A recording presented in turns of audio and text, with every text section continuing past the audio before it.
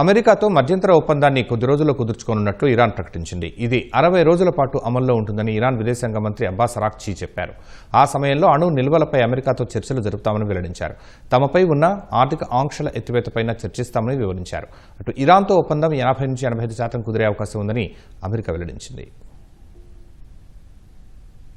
Iran ప్రభుత్వ వార్తా సంస్థ Islamic Republic of Iran broadcasting IRIBకి ఇచ్చిన ఇంటర్వ్యూలో విదేశాంగ మంత్రి అబ్బాస్ అరాక్చీ కీలక విషయాలు వెల్లడించారు. తొలుత అమెరికాతో మధ్యంతర ఒప్పందం కుదుర్చుకుంటామని చెప్పారు. మరికొన్ని రోజుల్లోనే అది జరిగే అవకాశం ఉందన్నారు. డిజిటల్ పద్ధతిలో ఒప్పందంపై సంతకాలు జరిగే అవకాశం ఉందన్నారు. మధ్యంతర ఒప్పందం 60 రోజుల పాటు అమల్లో ఉంటుందని చెప్పారు. ఆ సమయంలో ఇరుపక్షాలు దాడులు చేసుకోకుండా సంయమనం పాటించాల్సి ఉంటుందని వివరించారు. కాల్పుల విరమణ సమయంలో అణు నిల్వలు సహా ఆంక్షల ఎత్తివేతపై చర్చలు ఉంటాయని వెల్లడించారు. చర్చలు సఫలమైతే అమెరికాతో తుది ఒప్పందం కుదుర్చుకుంటామని అరాక్చీ తెలిపారు. మధ్యంతర ఒప్పందం అమల్లో ఉన్న సమయంలో అమెరికా కొన్ని హామీలను అమలు చేయాల్సి ఉంటుందని పేర్కొన్నారు. లెబనాన్ నుంచి ఇజ్రాయెల్ సేనలు వైదొలగడం అందులో ఒకటని వెల్లడించారు.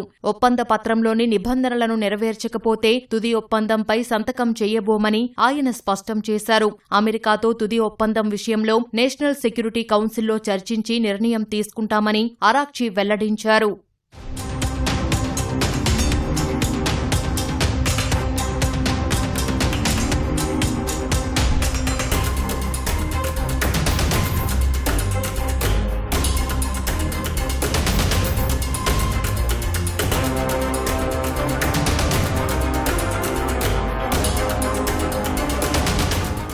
అమెరికాతో అణు చర్చలపై అబ్బాస్ అరాక్చీ స్పష్టతనిచ్చారు. మధ్యంతర ఒప్పందంలో అంశాలను 100% అమలు చేస్తేనే అగ్రరాజ్యంతో అణు చర్చలు జరుపుతామని తెలిపారు. శుద్ధి చేసిన అణు నిల్వలను డైల్యూట్ చేయాల్సి వస్తే అది తమ భూభాగంలోనే చేపడతామన్నారు. హర్ముజ్ జలసంధిని ఒమన్తో కలిసి సంయుక్తంగా నిర్వహిస్తామని అరాక్చీ చెప్పారు. అక్కడ సర్వీసు ఫీజు వసూలు చేయాలన్నది తమ ఆలోచనగా ఉందని పేర్కొన్నారు.